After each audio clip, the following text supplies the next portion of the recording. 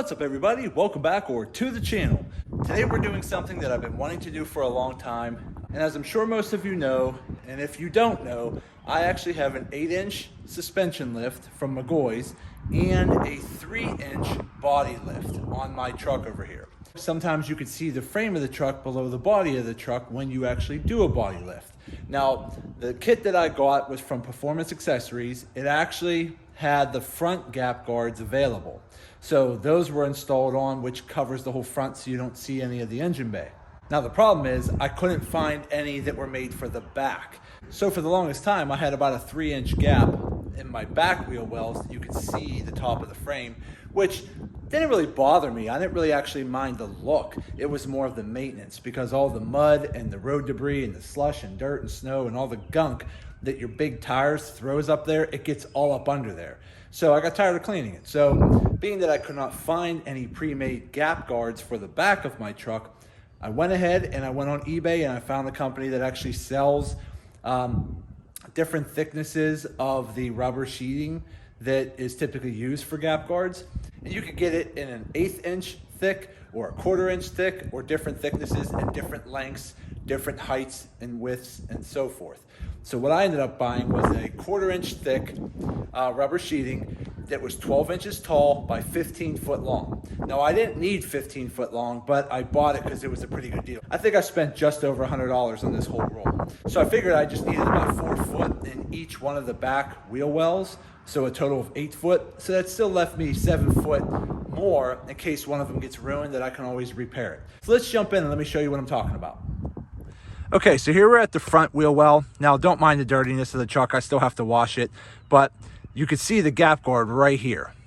Okay, so that actually protects the exposed engine bay area really, really well. Now, if we come to the back, that's the problem here, is normally this part right here is sitting down here. Okay, so now there's a 3-inch gap. Now you can see typically over there, and again, I normally don't mind the look of it. It actually looks cool. You can actually do different things here, but because I'm running 40-inch by 15.5-inch wide tires, they throw a lot of gunk up under here. And I recently just had my truck cleaned and washed and undercoated. So now the underneath of the truck should start being protected more. So I'm actually going to try to create my own gap guards to cover this whole area here. Okay, so let me show you what I'm working with. Okay, so what we got here in the box is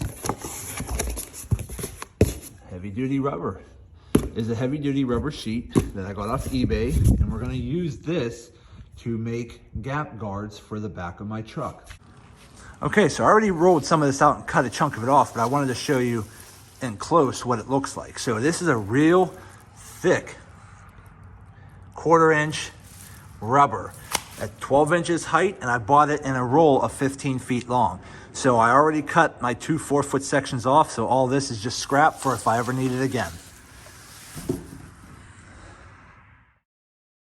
So all I have to do is measure from over here to over here at the lowest point, since that's probably the widest, and then I want to give myself maybe about a 2 to 3 inch overlap, just so I have a little bit of room to work with. So I'm guessing with overlap, probably no more than 4 feet. So 48 inches, probably less than that. So what I want to do, and because I got the 12-inch height, it should bring the gap guard, if I start it up here, it should bring it down to here to cover the frame pretty nice. So that'll actually give me a good bit of protection there, because you can get it in different heights from 4 inches, 6 inches, 8 inches, 10 inches, 12 inches and up. So I got the 12, so that should cover all of that.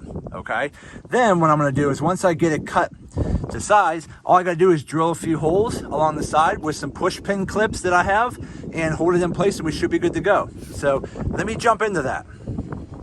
Okay, so we're back, and as you can see, I'm just using my drill and a drill bit and some of these push pin clips that I have here. Okay, and we got the back one done. Now this is on the driver's side, but as you can see here, I had it cut real nice, and then I actually drilled in, put all my push pins in all the way around into the plastic there, and now I have a fully covered gap guard that's going to protect my truck.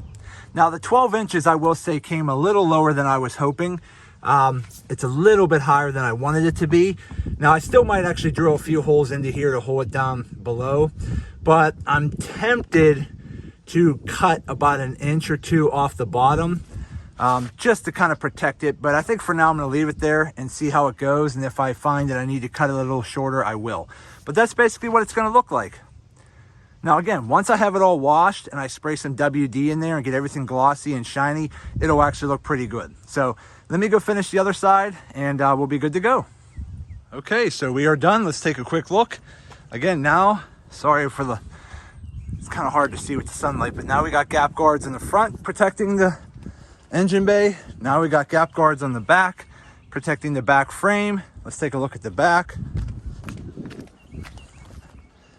There you go there. Nice gap guard there, protecting the whole frame. And then we have one over here, protecting everything. So there we go. So now with the body lift, I will no longer have any other debris going up under the back frame. Now that the truck is undercoated, the undercarriage of this truck should stay a lot cleaner and a lot nicer for a lot longer. Okay, so now that it is nighttime and we have the rock lights and wheel lights on, creating a little bit of a shadow. Now you see what the gap guard looks like at night.